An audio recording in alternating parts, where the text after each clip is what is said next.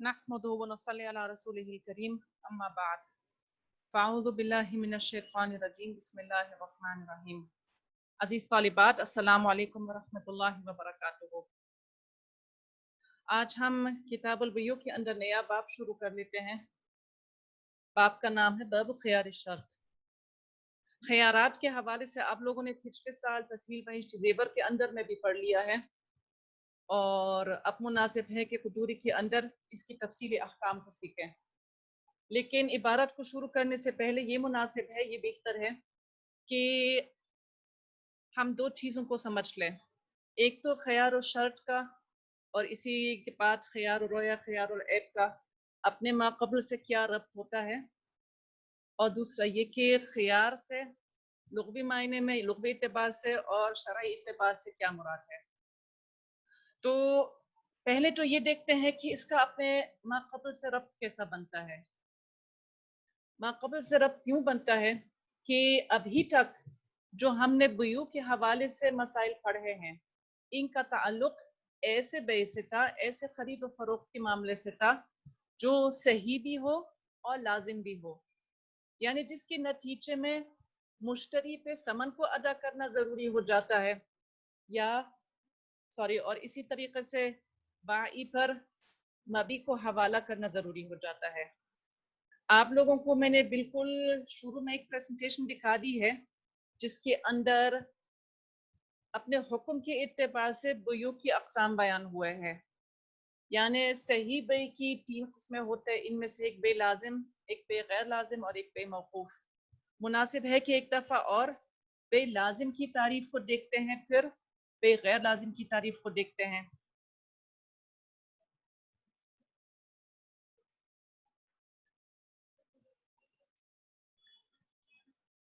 बे लाजिम के हवाले से हमने ये बताया है कि ये बे हर लिहाज से सही और मुतआक़िदीन पर लाजिम है, यानी मुश्तरी और बाई इस बे की तकाज़ों को पूरा करना ज़रूरी है। ऐसी बे के नतीजे में बाई पर लाजिम है कि वो मबी मुश्तरी के हवाले करे और मुश्तरी पर लाजिम है कि वो मबी का समन अदा करे। इस बे को ख़त्म करने का इख्तियार नहीं, सिवाय अदम रोयत या ऐब की वजह से, या ये कि दोनों में से किसी ने शुरू में ही ख़ियारी शर्त लगाई हो। खैर, तो ये बे लाजिम की बात हो गई है। अब लाजिम बुयू की बात इसकी ज़िद बयान की जाती है गैर लाजिम बे की। गैर लाजिम बे क्या है कि ये बे भी सही है, यानी जायज़ है, ऐसा करना दुरुस्त है, मगर आक़िदैन में से किसी एक ने ख़ियारी शर्त यानी मामले पे नज़रसानी करने की शर्त लगाई है। तो गैर लाजिम बुयू वो है जिनके अंदर ख़ियारी शर्त पाया जाता है। ख़ियारी शर्त क्या होता है इसकी तफसील मैं आपको थोड़ी देर में बता देती हूँ, और वैसे भी आप लोगों को पिछले साल से थोड़ा बहुत याद भी होगा। अब इस बे का हुक्म क्या है जिसमें आक़िदैन में से यानी बाई और मुश्तरी में से किसी एक ने ख़ियारी शर्त का इस्तेमाल किया हो, इस शर्त को लगाए हो। इसका हुक्म ये है कि ख़ियार इस्तेमाल ना करने से बे लाजिम हो जाती है, जबकि ख़ियार इस्तेमाल करने से बे कल अदम हो जाएगी। यानी एक शख्स ने अपने लिए ये इख्तियार रखा है कि मैं 3 दिन के अंदर इस बे को ख़त्म कर सकता हूँ, लेकिन फिर इसने बे को ख़त्म नहीं किया, तो गोया के बे लाजिम हो जाती है और बाकायदा मिल्कियत मुंतकिल हो जाती है। इसी तरीके से समन वाजिबुल अदा हो जाता है। लेकिन क्या हुआ, एक शख्स ने ये इख्तियार इस्तेमाल किया है और ये कहा कि नहीं, मैं इस बे से पीछे हटना चाहता हूँ, तो अब क्या हो जाएगा, बे कल अदम, जैसे कभी हुई ही नहीं वैसे ही समझी जाएगी। यानी मिल्कियत में कोई तब्दीली नहीं आ गई है, बाई अभी भी इस सामान का मालिक है और मुश्तरी के ऊपर भी समन के एतबार से किसी किस्म की जिम्मेदारी आयद नहीं हो जाएगी। तो लाजिम बुयू के बाद अब गैर लाजिम बे की बात आ रही है, और गैर लाजिम बे कौन सी होती है, जिसके अंदर या तो ख़ियारी शर्त लगाई गई थी इब्तिदा में ही, या जिस तरफ ऊपर बताई गई हो, रोयत नहीं पाई गई, या सामान में कोई ऐप निकला। फिलहाल लेकिन हम सिर्फ ख़ियारी शर्त को ही देख लेते हैं। ख़ियारी शर्त का लुग़वी मायना क्या है, इसकी इस्तिलाही तारीफ क्या है। خیار تو لغوی اعتبار سے پسندیدگی کو کہتے ہیں، یعنی اپنے اختیار کو، اپنی پسند کو، اس کو خیار بھی کہتے ہیں اردو میں۔ اصطلاحی معنی اس کا کیا بنتا ہے؟ ایجاب و قبول ہونے کے بعد مجلس میں رہتے ہوئے بائی یا مشتری یعنی دونوں میں سے کوئی ایک یا دونوں یہ کہیں کہ ہمیں 3 دن کا اختیار ہے، اگر چاہیں تو بے کو نافذ کریں اور اگر چاہیں تو بے کو رد کریں، اور سامنے والا بھی اس پر ہاں کہیں۔ تو یہ صورت اگر پائی جاتی ہے تو گویا کہ خیاری شرط وجود میں آ گیا ہے۔ کتنی چیزیں ضروری ہے؟ خیاری شرط کہاں ہونا ہے؟ ایجاب و قبول ہونے کے بعد اسی مجلس میں، ٹھیک، یعنی ایجاب و قبول اگر ہو چکا ہے اور عاقدین میں سے کوئی ایک شخص اٹھ گیا ہے تو اب خیاری شرط نہیں لگائی جا سکتی ہے۔ خیاری شرط کہاں ہوگی؟ ایجاب و قبول کے مجلس میں۔ ایجاب و قبول خیاری شرط کا حق کس کو ہے؟ کون لگا سکتا ہے؟ بائی بھی لگا سکتا ہے، اسی طریقے سے مشتری بھی لگا سکتا ہے، ٹھیک۔ اور بعض صورتوں میں یہ بھی ہو سکتا کہ دونوں لگائیں، یعنی بائی بھی کہے میں بھی 3 دن تک سوچوں گا، مشتری بھی یہ کہے کہ میں 3 دن تک سوچوں گا۔ تو یہ گویا کہ تینوں صورتیں درست ہیں کہ یا تو بائی نے لگا دیا نمبر 1، یا تو مشتری نے لگا دیا نمبر 2، یا تو دونوں نے لگا دیا نمبر 3۔ خیر، 3 دن کا اختیار ہے، اس 3 دن کے اندر کیا ہو جائے گا؟ یا تو بے کو پکا کر لیں یعنی نافذ کریں، یا اس کو ختم کر دیں، فسخ کر لیں۔ اور آخری چیز جو یہاں پر ضروری ہے کہ اس خیاری شرط کے لگنے کے اوپر دوسرا فریق بھی راضی ہو، یعنی وہ اس پر بھی ہاں کہیں، ٹھیک۔ اب یہ اگر پوری کارروائی مکمل ہو گئے، شرط لگانے والے کو اختیار ہوگا کس چیز کا؟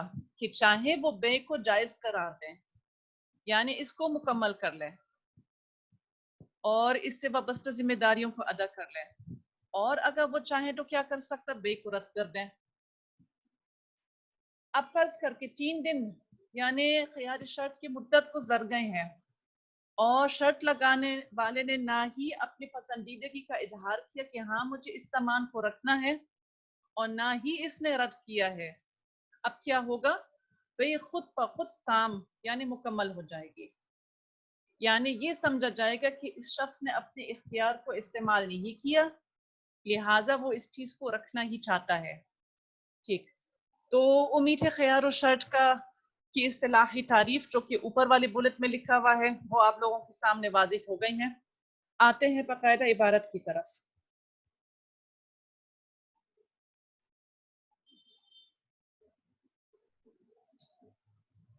باب خیار الشرط۔ خيار الشرط جائز في البيع للبائع والمشتري ولهما خيار 3 أيام فما دونها ولا يجوز أكثر من ذلك عند أبي حنيفة وقال أبو يوسف ومحمد يجوز إذا سمي مدة معلومة۔ یہ خیار الشرط کے باب کے اندر ہمارا پہلا مسئلہ ہے، اور اگر ہم اس مسئلے کا ایک عنوان ڈالنا چاہیں گے تو عنوان یہ ہوگا کہ خیار الشرط کا جواز اور اس کی مدت۔ تو آپ لوگ چاہیں تو لکھ دیجیے گا خیار الشرط کا جواز اور اس کی مدت۔ صاحب قدوری فرماتے ہیں کہ خیار الشرط جائز فی البیع للبائع والمشتری، کہ بیع کے اندر مشتری اور بائی کے لیے خیار الشرط لگانا جائز ہے، ٹھیک۔ وَلَهُمَا خِيَارُ 3 أَيَّامٍ فَمَا دُونَهَا، اور دونوں کو، ہما ضمیر یہاں پہ بائی اور مشتری کی طرف جا رہی ہے، اختیار رہے گا 3 دن تک، فما دونہا یا اس سے کم، ولا یجوز اکثر من ذلك عند ابی حنیفہ، اور اس سے زیادہ امام ابو حنیفہ کی نزدیک جائز نہیں ہے، یعنی اس سے زیادہ مدت لگانا جائز نہیں ہے۔ یہ نہیں کہہ سکتے ہیں کہ 4 دن کی مدت ہو یا 5 دن کی مدت ہو یا 10 دن کی مدت ہو۔ صاحبین کیا فرماتے ہیں؟ وقال ابو یوسف محمد رحمہ اللہ تعالی یجوزو، کہ ایسا کرنا جائز ہے، اذا سمیہ مدتاً معلومتاً، جب ایک معلوم مدت کا نام لیا گیا ہو، یعنی صاحبین کے نزدیک 3 دن سے زیادہ کی شرط لگانا بھی درست ہے، ایسا کر سکتے ہیں، لیکن کیا ضروری ہے کہ مدت معلوم ہو. تو اب گویا کہ خیار شرط کی مدت کے اندر 3 امکانات ہیں. ان میں سے 2 اتفاقی ہے اور ایک مختلف فیہی ہے. پہلا امکان جو کہ اتفاقی ہے، یعنی سب کا اس پہ اتفاق ہے کہ یہ اس طریقے سے شرط لگانا جائز ہے، وہ یہ ہے کہ متعاقدین یعنی بائع اور مشتری میں سے کسی نے یہ کہا کہ ہمیں 1 دن کا اختیار رہے گا، یا یوں کہا کہ 2 دن کا رہے، یا زیادہ سے زیادہ کیا کہا کہ 3 دن کا اختیار رہے. تو اس پر امام صاحب بھی متفق ہے، صاحبین بھی متفق ہے کہ ایسا کرنا کیا ہے، مکمل طور پہ جائز ہے. ٹھیک. دوسری صورت وہ بھی اتفاقی صورت کہ اگر کسی نے کہا متعاقدین میں سے کہ مجھے اختیار رہے گا ہمیشہ کا، یا جب تک میں زندہ ہوں، یا جب تک قافلہ واپس نہ آئے، تو اس کے ناجائز ہونے میں اس طریقے سے خیار شرط کا ذکر کرنا کو ناجائز قرار دینے میں سب کا اتفاق ہے. امام صاحب بھی یہ کہتے ہیں کہ اس طریقے سے شرط لگانا ناجائز ہے، اور صاحبین بھی کہتے ہیں کہ اس طریقے سے خیار شرط کا ذکر کرنا ناجائز ہے. امام صاحب کی وجہ یہ ہے کہ امام صاحب جو ہے 3 دن سے زیادہ خیار شرط کے قائل نہیں ہے، اور صاحبین کی نزدیک یہ مدت نامعلوم ہے. یعنی ہمیشہ سے کیا مراد ہے، یہ تو کسی کو نہیں پتا ہے، یا قافلہ کب واپس آئے گا یہ بھی کسی کو نہیں معلوم ہے، اور صاحبین نے کون سی شرط لگائی ہے کہ مدت معلوم ہو. تو گویا کہ ایک صورت، پہلی صورت اتفاقی طور طریقے سے جائز ہے، ایک صورت خیار شرط کی ذکر کا اتفاقی طور پہ ناجائز ہے. اب رہی وہ صورت جس کے اوپر اختلاف ہے، اور یہ کہ 3 دن سے زیادہ لیکن ایک معلوم مدت کے ساتھ، جیسے مثال کے طور پہ 10 دن کا ذکر کیا گیا یا 1 سال کا ذکر کیا گیا. اس مسئلے کے اندر امام ابو حنیفہ فرماتے ہیں کہ 3 دن سے زیادہ خیار شرط کی مدت کو ٹھہرانا جائز نہیں. صاحبین فرماتے ہیں کہ ایسا کرنا جائز ہے. مسئلے کے اندر کس کے قول پر فتویٰ ہے؟ امام صاحب کے قول پر. یعنی ابھی بھی جو معمول ہے، جو معروف ہے، جس کے اوپر فتویٰ دیا جاتا ہے، یہ ہے کہ خیار شرط کی مدت زیادہ سے زیادہ 3 دن کی ہو جائے گی. امید ہے کہ یہاں تک مسئلہ آپ لوگوں کو اچھی طرح واضح ہے. آگے بڑھتے ہیں. وخیار البائی، صفحہ تو پلٹ جائیں. وخیار البائی یمنع خروج المبیع من ملکه فإن قبضه المشتري فهلك بيده في مدة الخيار ضمنه بالقيمة. وخيار المشتري لا يمنع خروج المبيع من ملك البائع إلا أن المشتري لا يملكه عند أبي حنيفة وقال أبو يوسف محمد يملكه فإن هلك بيده هلك بثمن وكذلك إن دخله عيب. یہ مسئلہ تھوڑا طویل بھی ہے اور یہاں پہ تھوڑی سی سمجھنے کی بھی ضرورت ہے. پہلے ترجمہ کو سن لیتے ہیں، پھر انشاءاللہ اس کی تشریح. وخیار البائی، بائی نے خیار لگا دیا، بائی نے یہ کہہ دیا ہے کہ میں 3 دن تک سوچوں گا. یمنع خروج المبیع من ملکہ، وہ مبیع کو اس کی ملک سے نکلنے سے روک لیتا ہے. یعنی جیسے ہی ہمارے بائی صاحب نے یہ بولا ہے کہ میں 3 دن تک سوچوں گا، تو گویا کہ اب سامان کی ملکیت نہیں بدلتی ہے، وہ ابھی بھی ایسا کا ایسا مالک رہے گا سامان کا جیسے وہ پہلے رہا. لکھا ہے یمنع خروج المبیع من ملکہ، کہ وہ مبیع کو اس کی ملک سے، اس کی ملکیت سے نکلنے سے روکتی ہے یہ خیار. یعنی بائی مالک ہے، مالک رہے گا، الا یہ کہ اس نے اپنے اختیار کا استعمال کیا یا نہیں کیا. لیکن آگے کیا بتایا گیا؟ فَإِنْ قَبَضَهُ الْمُشْتَرِي، اگر مشتری نے اس پر قبضہ کیا، وہ ضمیر یہاں پہ راجی ہوتی ہے مبیع کی طرف. فَحَلَكَ بِيَدِهِ، اور وہ ہلاک ہو گیا اس کے ہاتھوں میں. یدیہ کی وہ ضمیر راجی ہوتی ہے مشتری کی طرف. فی مدت الخیار، खियार के मुद्दत के अंदर ज़मीना हो बिल कीमा, तो वो, और यहाँ पे भी वो ज़मीर राजी होती है मुश्तरी की तरफ, इसका ज़ामिन होता है कीमत के एतबार से। आप लोगों को पिछले साल मैंने समझा दिया है कि समन और कीमत में एक फ़र्क है। इस फ़र्क को मैं आपके सामने एक दफ़ा और दोहरा लेती हूँ ताकि मसला अच्छी तरह वाज़िह हो जाती है। तो समन किस चीज़ को बोलते हैं? वही पैसा, वही बदला, वही इवज़ जिसके ऊपर मुतआक़िदैन राज़ी हों। यानी बेचने वाला ने बोला है कि मुझे इसके लिए इतना चाहिए, और खरीदने वाले ने भी रज़ामंदी का इज़हार किया। तो ये है समन, इंग्लिश में प्राइस कहते हैं। कीमत क्या होती है? कीमत वो है जो एक ख़ास इलाके, एक ख़ास बाज़ार में तजर्बाकार ताजिर हज़रात इस चीज़ के हवाले से बताते हैं कि ये इतने में जा सकती है, कि इसकी बस कीमत, इसकी वैल्यू यही है, इसकी हैसियत ही यही है, इससे ज़्यादा नहीं, ना इससे कम है। तो इसमें मुतआक़िदैन की कोई रज़ामंदी का दख़ल नहीं है, वो एक हकीकत है। आप लोगों के लिए मैंने कुछ स्लाइड्स बना दिया है ताकि एक दफ़ा और समन और कीमत का फ़र्क समझ में आ जाए। इन स्लाइड्स को देख लीजिएगा, फिर उम्मीद है मुझे इंशाल्लाह कि इस हवाले से कोई आप लोगों को इश्काल बाकी नहीं रहेगा। यहाँ पे देखिएगा, समन और कीमत में फ़र्क। समन किसको कहते हैं? मबी का इवज़ जो फ़रीक़ैन की बाहिमी रज़ामंदी से तय हुआ, चाहे वो मबी की कीमत से कम या ज़्यादा हो, यानी इसकी वैल्यू से कम या इससे ज़्यादा हो। कीमत किसको कहते हैं?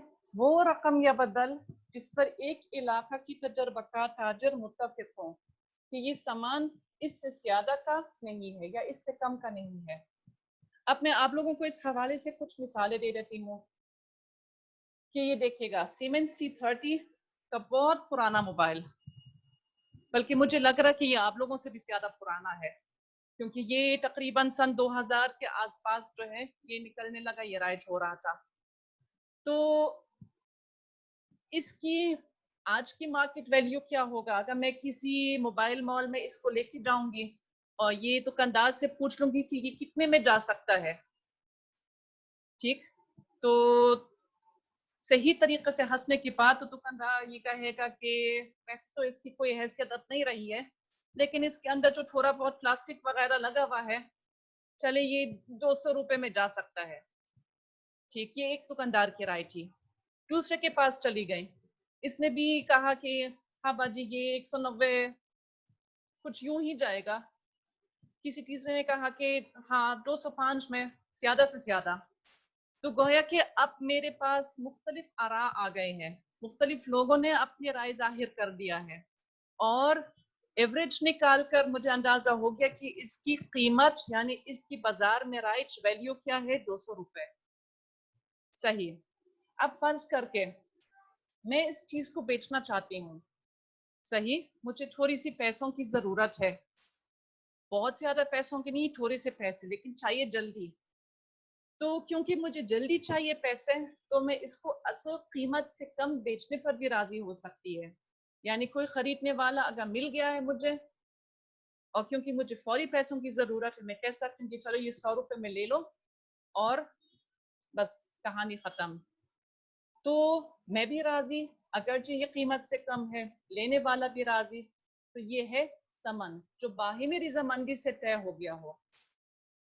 अब दूसरी सूरत ये है कि कीमत से ज्यादा समन लग सकता है। कि कैसे? कि मिसाल के तौर पे एक मोबाइल का शौकीन, इसको पुराने मोबाइल को जमा करने का शौक है, ठीक, इसने मेरे पास ये मोबाइल देखा है, और इसको मालूम है कि ये अब नहीं आते हैं, और कि माशाल्लाह बहुत ही ढीठ किस्म का मोबाइल था, खराब होने का नाम ही नहीं ले रहा था, और खूब अच्छी तरह चलता था, यूजर फ्रेंडली भी था, यानी इसके बड़े बड़े बटन्स और कोई तकलीफ के फंक्शन वगैरह ऐसा कुछ भी नहीं था इसमें। तो वो कहता है कि मुझे मालूम है कि ये बाजार में तो ज्यादा से ज्यादा 200 रुपए में जा सकता है, लेकिन मुझे शौक है ऐसे मोबाइलों का, ایسے پرانے موبائلوں کا جمع کرنے کا. مجھے اس کی اپریشیشن ہے, مجھے اس کی قدر ہے. میں آپ سے لینا چاہتا ہوں یا لینا چاہتی ہوں یہ موبائل 500 روپے میں, تو اگرچہ یہ اس کی قیمت سے کافی اوپر ہے لیکن لینے والا راضی ہے, اور ظاہر سی بات ہے میں اتنی اچھی آفر کو رد کر کے بے وقوفی ہوں گی نا, میں بھی راضی. تو گویا کہ سمن یہاں پر اس چیز کا 500 روپے بھی لگ سکتا ہے. اور اگر کوئی شخص بہت ہی زیادہ شوقین ہو, یہ بولے گا کہ 5000, تو یہ بھی جائز ہے. ٹھیک, یعنی سمن کیسے طے ہو جاتا ہے؟ بیچنے اور لینے والے کی رضامندی کے ذریعے, جبکہ مارکیٹ ویلیو کیسی طے ہوتی ہے؟ مختلف تاجروں کی رائے معلوم کرنے سے. خیر, دوسری مثال لے لیجیے گا. یہاں پر ایک سرہیوی قسم کی موٹر سائیکل کی میں نے آپ لوگوں کو تصویر ڈال دیا. BMW, وہ بھی ایک جرمن برانڈ ہے, ٹھیک ہے. G310R, یہ موٹر بائیک پاکستان میں نہیں مل رہی ہے. ٹھیک, یہ آپ کو یورپ میں مل جائے گی, امریکہ میں مل جائے گی, اور شاید ہمارے برابر والے ملک میں مل جائے گی, لیکن پاکستان میں بہرحال یہ نایاب ہے. اب لیکن اگر یہ بازار میں آ جائیں یا کچھ لوگوں کو اس موٹر بائیک تک رسوخ ہو, تو تاجر حضرات ہی اس کے اوپر ریٹ لگا دیں گے, یعنی قیمت اس کی بتائیں گے, اس کی ویلیو بتائیں گے. یہ 3.5 لاکھ کی ہوگی. اس قسم کی موٹر بائیک یہ 3.5 لاکھ سے کم نہیں. صحیح, میں کئی دکانداروں کے پاس جا کے یہ معلوم کر سکتی ہوں کہ یہ موٹر بائیک کتنے کی ہوگی, اس کی کیا ویلیو ہے, اس کی کیا قیمت ہے, اور میرے پاس اس طرح کا کوٹیشن آئے گا کہ یہ 3.5 لاکھ کی ہے. اب اگر فرض کر کے خریدنے کی بات آ رہی ہے, ایک شخص کے پاس یہ موٹر بائیک ہے, اس نے کہیں سے امپورٹ کیا ہوگا, لیکن اب وہ مجبوراً اس کو بیچتا ہے, جیسے کہیں باہر جانا ہے یا کوئی بیماری ہے یا فوری پیسوں کی ضرورت ہے, تو وہ اس موٹر بائیک کو اصل قیمت سے کم بیچنے پہ بھی راضی ہو سکتا ہے. یعنی یہ کہہ سکتا ہے کہ اس کو آپ لے جائے گا صرف 2 لاکھ میں, یعنی سمن اس نے کیا بولا ہے 2 لاکھ, جبکہ قیمت کیا تھی, اس کی ویلیو کیا ہے 3.5 لاکھ. یا دوسری طرف وہ اس کے قیمت سے بہت زیادہ پیسوں میں بھی جا سکتا ہے. اگر لینے والا بہت شوقین ہو تو وہ اصل قیمت سے زیادہ بولے گا. جیسے مثال کے طور پہ لینے والا شوقین بھی ہے, پیسے والا بھی کہتا ہے کہ اپنی موٹر بائیک مجھے بیچ دیجیے گا 5 لاکھ میں, تو خریدنے والا جو ہے ظاہر سی بات وہ تو افورڈ کر سکتا ہے, لیکن اگر ایسی آفر کو رد کی گئی تو میرے خیال میں بے وقوفی ہے. خیر, کہنے کا مقصد یہ ہے کہ سمن جو ہے اصل قیمت سے کم بھی ہو سکتی ہے, زیادہ بھی ہو سکتی ہے, لیکن کہ کم ہوگی, زیادہ ہوگی, کتنی ہوگی, یہ طے ہو جاتا ہے متعاقدین یعنی خریدنے اور بیچنے والے کی رضامندی سے. اب آتے ہیں واپس عبارت کی طرف. بات یہ ہو رہی تھی کہ بائی نے خیاری شرط لگا دی ہے, تو بھائی کا یہ کہنا کہ میں 3 دن تک سوچ لوں گا اس معاملے کے اوپر, وہ مبی کو اس کی ملکیت سے نکلنے سے روک لیتی ہے. یعنی وہ ابھی بھی حسب سابق اس چیز کا مالک رہے گا, لیکن اگر مشتری نے اس کے اوپر قبضہ کیا ہے, اور یہاں پہ مراد جائز قبضہ یہ نہ کہ ناجائز قبضہ, یعنی بیچنے والے کی رضامندی سے, اس کی صریح اجازت سے خریدنے والا نے اس کو اپنے قبضے, اپنے تصرف میں لے لیا ہے. پھر آگے کیا ہوا؟ فَحَلَقَ بِيَدِهِ فی مدت الخیار, اور مدتی خیار کے اندر ہی مشتری کے ہاتھوں میں یہ چیز ہلاک ہو گئی. ضَمِنَهُ بِالْقِیمَةِ, تو وہ قیمت کے اعتبار سے اس کا ضامن ہو جائے گا. یعنی اب وہ ثمن ادا نہیں کرے گا بائی کو, بلکہ اس کی قیمت. جیسے ہماری موٹر بائیک کی ایگزامپل کو ہم لے لیتے ہیں, میں واپس آپ کو دکھا دیتی ہوں.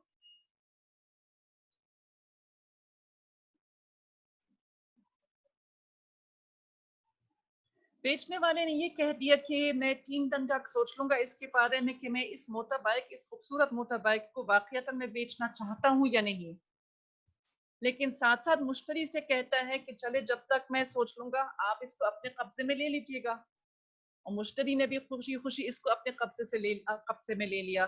پھر کیا ہوتا ہے, مشتری نے اس کو اپنے قبضے کے اندر چلا لیا ہے, اور خدا نخواستہ ایکسیڈنٹ ہو گیا, اور چیز کیا ہوئی ہے, ہلاک ہو گئے.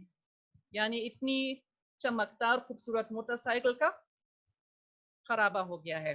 خیر اب سوال یہ ہے کہ مشتری جو ہے اپنے بیچنے والے کو کیا دے گا؟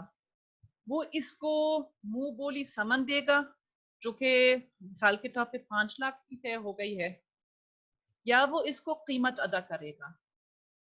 تو اس مسئلے کے اندر شریعت کہتی ہے کہ نہیں، مشتری سمن ادا نہیں کرے گا، وہ 5 لاکھ ادا نہیں کرے گا، کیونکہ وہ تو اس چیز کا مالک بنا ہی نہیں.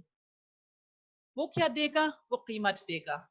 اور جو اس کے پاس چیز قبضے میں آ گئی وہ ایک طرف سے امانت میں آ گئی. امانت کے اندر اگر کوئی خرابہ ہوتا ہے تو اگرچہ یہاں پہ تفصیلی احکام ہے، لیکن فی الحال اتنا ہی سمجھیے گا کہ اگر امین کی غلطی سے سامان میں خرابی ہو گیا تو وہ اس کی قیمت کا ضامن بن جاتا ہے. ٹھیک، تو قیمت ادا کر لے گا نہ کہ سمن.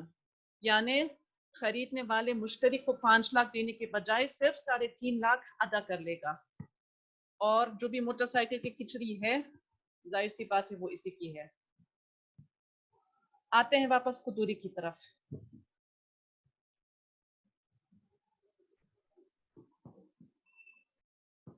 وخيار المشتري لا يمنع خروج المبيع من ملك البائع إلا أن المشتري لا يملكه عند أبي حنيفة وقال أبو يوسف محمد يملكه.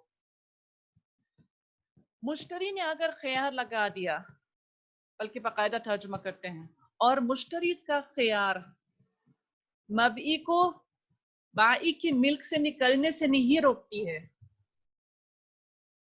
اللہ مگر یہ ان المشتری کہ مشتری لا یملکہ اس کا یعنی مبئی کا مالک نہیں ہوتا عند ابی حنیفہ امام ابو حنیفہ کے نزدیک.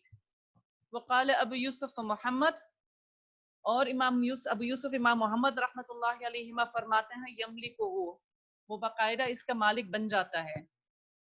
فَإِنْ هَلَكَ بِيَدِهِ هَلَكَ بِثَمَنٍ اور اگر وہ اس کے ہاتھوں میں ہلاک ہو گیا ہے، سامان ہلاک ہو گیا ہے تو وہ سمن کے بدلے میں ہلاک ہو گیا. وَكَذَلِكَ اور اسی طرح إِنْ دَخَلَهُ عَيْبٌ اگر وہ اس میں عیب داخل کر لیتا ہے.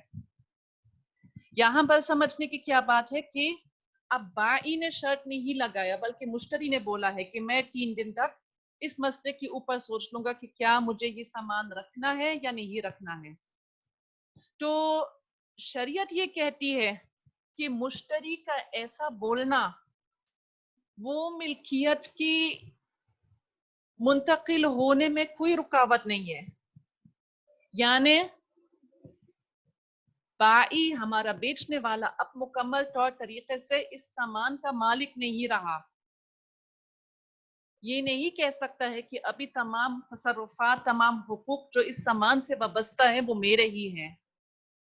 ٹھیک، لیکن دوسری طرف مشتری خود بھی اس چیز کا مکمل طور پہ مالک نہیں بنا ہے امام ابو حنیفہ کے نزدیک، جبکہ صاحبین کیا کہتے ہیں؟ وہ مالک بن جاتا ہے. صاحبین کی رائے یہاں پر آسان ہے. ٹھیک ہے، ظاہر سی بات ہے کہ جب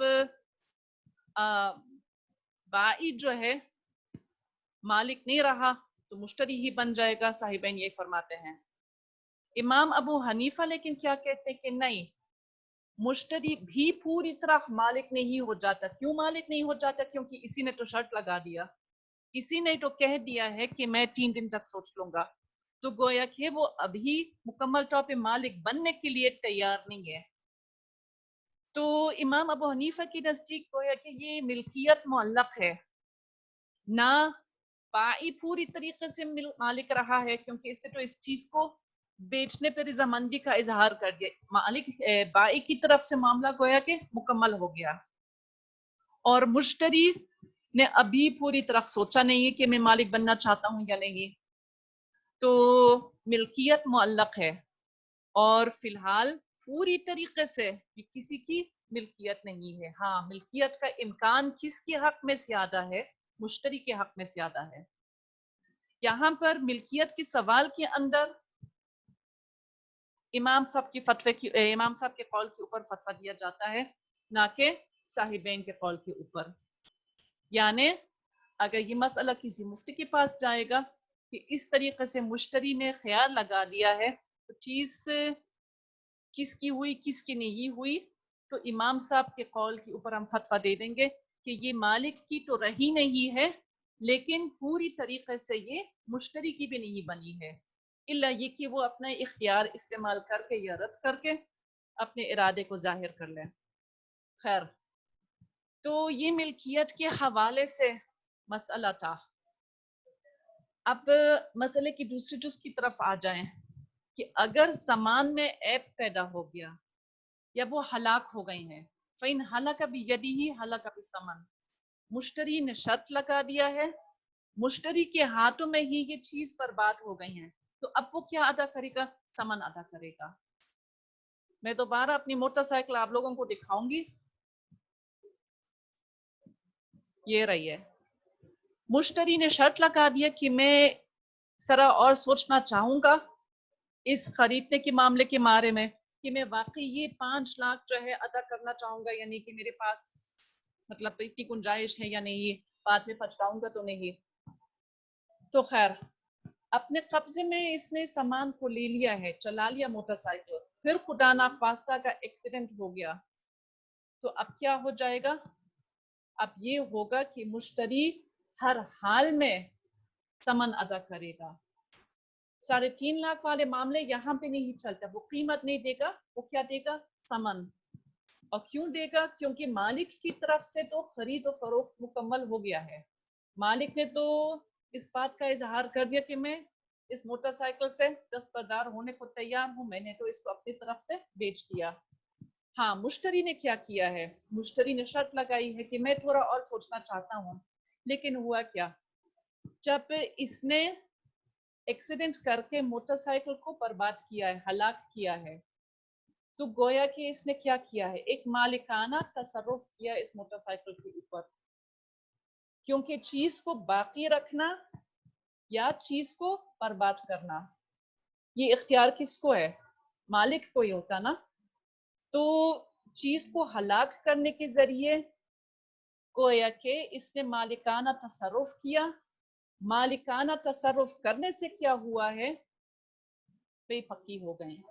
اس نے اپنے قول سے نہیں کہا لیکن اپنے فعل سے کہہ دیا کہ میں اس چیز کا مالک ہو گیا۔ اب چیز کا مالک ہو گیا ہے، اپنے رضامندی کا اظہار کر دیا، تو بے کی تقاضوں کو بھی پورا کر لیا۔ اور بے کا تقاضا کیا تھا کہ وہ بائی کو مبی کا ثمن ادا کر لے، اور ثمن کتنا تھا؟ 5 لاکھ۔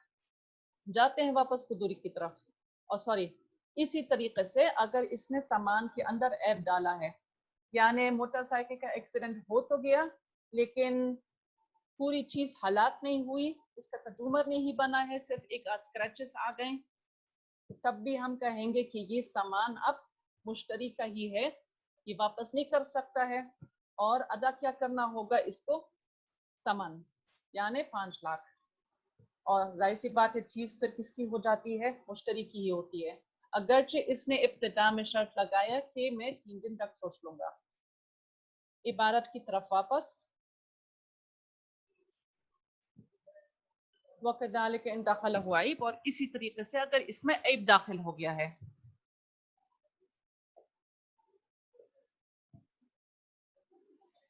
اس مسئلے کے اگر ہم کوئی عنوان باندھنا چاہتے ہیں، یعنی مسئلہ شروع کہاں سے ہوا ہے؟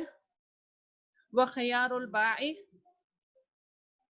يَمْنُعُ خُرُوجَ الْمَبْئِي سے لے کر وَكَذَلِكَ إِنْ دَخَلَهُ عَيْب تک، تو عنوان یہ لگ سکتا ہے کہ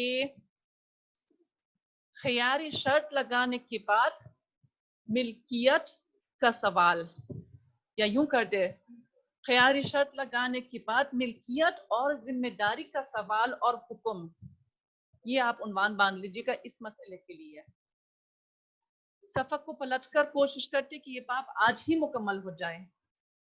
وَمَنْ شُرِطَ لَهُ الْخِيَارُ فَلَهُ أَنْ يَفْسَخَ فِي مُدَّةِ الْخِيَارِ وَلَهُ أَنْ يُجِيزَهُ۔ یہاں تک ہم ترجمہ کر لیتے ہیں، یہ حصہ بہت ہی آسان ہے، اور جس کے لیے خیار کی شرط لگائی گئی ہو اس کے لیے جائز ہے کہ مدت خیار کے اندر فسخ کریں، یعنی ختم کریں. کس کو ختم کریں؟ بے کو. وَلَهُ أَن يُجِيزَهُ، اور اس کے لیے ہے کہ وہ اس کو جائز قرار دیں. یہ بات پہلے بھی ہو چکی ہے. جس نے بھی اپنے لیے شرط لگائی ہے اس کو یہ حق ہے کہ وہ کیا کرے، یا تو بے کو پکا کر لے اور پکا ہونے کے بعد بے سے وابستہ ذمہ داریوں کو بھی ادا کر لے، یا وہ کیا کر سکتا ہے، اس بے کو رد کر سکتا ہے، ختم کر سکتا ہے. لیکن کیا یہ ضروری ہے کہ بے کو جائز قرار دینے کے لیے دوسرا بندہ حاضر ہو، یا بے کو ختم کرنے کے لیے دوسرا بندہ حاضر ہو؟ یہ ہمیں سمجھنے کی ضرورت ہے، اور وہ اگلے لائن کے اندر یہ بات موجود ہے. فَإِنْ أَجَازَهُ بِغَيْرِ حَضْرَةِ صَاحِبِهِ جَازَ، اور اگر اس نے اجازت دے دیا ہے اپنے ساتھی کی حاضری کے بغیر تو ایسا کرنا جائز ہے. یعنی شرط لگانے والے شخص یہاں پہ ہو ضمیر راجع ہو جاتی ہے شرط لگانے والے کی طرف. اگر اس نے اپنے ساتھی کے کی حاضری کے بغیر، بغیر حضرت صاحبی ہی، یعنی اپنے ساتھی کی حاضری کے بغیر، اپنے ساتھی کی غیر موجودگی میں اس کو جائز قرار دیا، بے کو جائز قرار دیا، جازت تو ایسا کرنا درست ہے. کیوں درست ہے؟ کیوں اطلاع دینا ضروری نہیں ہے؟ کیونکہ ملکیت کو منتقل ہو جانا وہ بے کی تقاضوں میں سے ہے، یعنی یہ تو متوقع تھا کہ وہ اس کو لے گا. اصل تو یہی ہے کہ مشتری یا بائی اس بے کو تمام تک پہنچ جائیں گے. خیر، اس لیے یہاں پہ یہ بتایا گیا کہ بے کو جائز قرار دینے کے لیے آپ کو اپنے ساتھی کی حاضری کی ضرورت نہیں ہے، اس کو اطلاع دینے کی ضرورت بھی نہیں ہے. لیکن اس کے برعکس وَإِنْ فَسَخَ لَمْ يَجُزْ، لیکن اگر اس نے فسخ کیا بے کو، یعنی بے کو ختم کیا ہے، تو ایسا کرنا کافی نہیں ہوگا. إِلَّا إِنْ يَكُونَ الْآخِرَ حَاضِرًا، تو یہ جائز نہیں ہوگا الا یہ کہ دوسرا بندہ بھی حاضر ہے.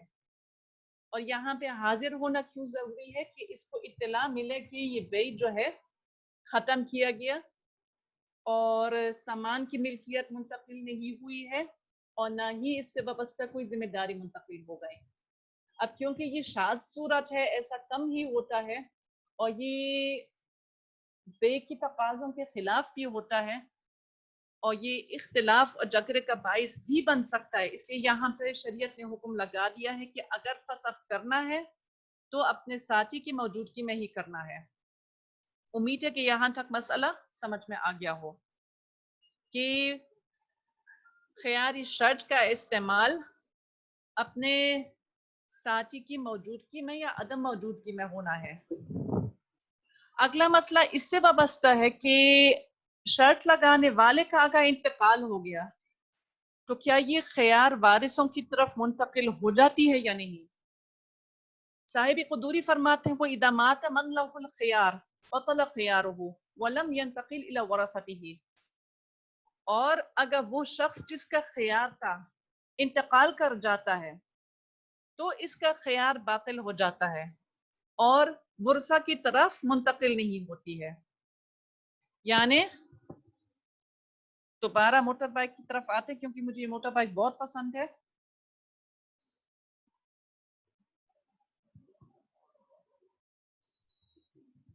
یہ دیکھیے گا کتنی خوبصورت سائیکل ہے.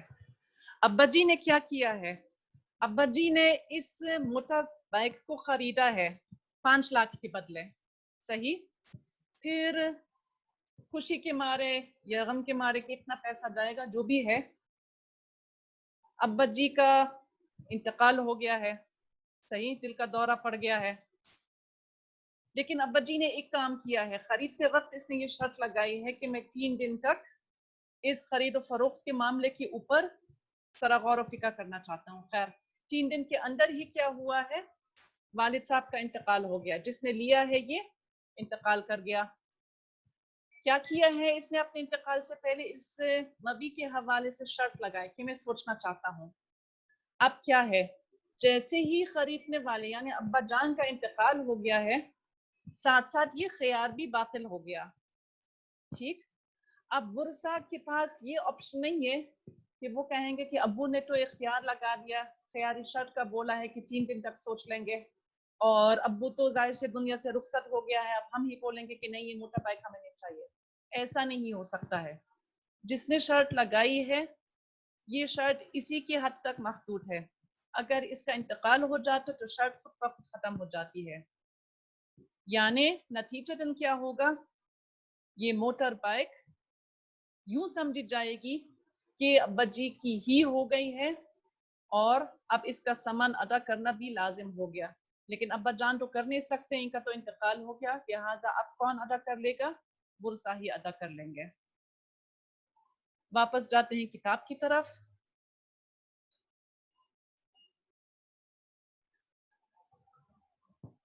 آخری مسئلہ اس سے وابستہ ہے کہ ایک شخص نے ایک غلام کو یہ خریدا ہے، لیکن غلام کے اندر جو اس کو وصف مطلوب تھا یہ نہیں پایا گیا.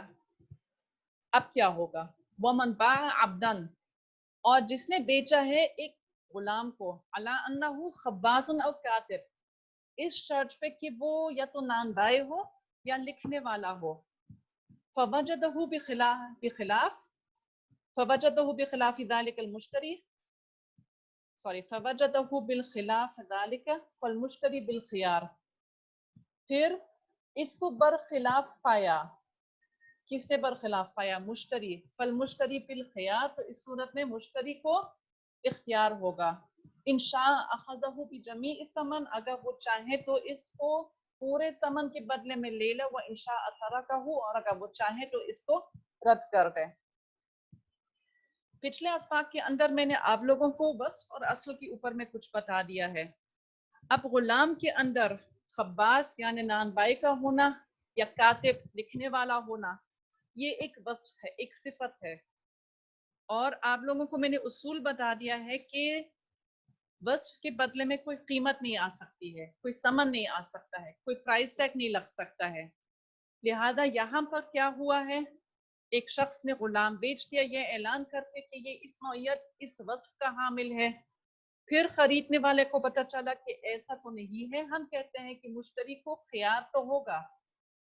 کس نوعیت کا خیار؟ کہ یا تو اس کو پورے ثمن کے بدلے میں لے لے جتنا ہی بولا گیا، یا اس کو چھوڑ دیں. صرف وصف کی تبدیلی کی وجہ سے ہم یہاں پر یہ نہیں کہہ سکتے ہیں کہ جناب آپ کی ثمن میں ہم کوئی کمی لے کر آئیں گے. اور ثمن کیوں نہیں کم کر سکتے ہیں؟ کیونکہ وصف کے بدلے میں کوئی ثمن، کوئی پرائز ٹیگ نہیں لگتا. آج الحمدللہ خیار و شرط کا باب مکمل ہو گیا ہے. آسان باب ہے، آپ اس کو اچھی طریقے سے ریوائز کر لیں. اور آپ لوگوں کا ٹیسٹ کا نتیجہ انشاءاللہ میں کل یا پرسوں تک لگا دوں گی. انشاءاللہ عید کی چھٹیوں سے پہلے آپ لوگوں کو مل جائے گا. ہاں اتنا لیکن آپ ضرور کر لیں کہ مجھے بتائیے گا کہ میں گروپ میں لگاؤں یعنی مجموعی رزلٹ لگا دوں یا میں انفرادی طور پہ ہی اطلاع دے دوں. اور دوسری بات یہ ہے کہ ذہنی طور پہ تیار ہو جائے گا کہ آپ لوگوں کی ٹیمز کی تشکیل 9 ہو جائے گی.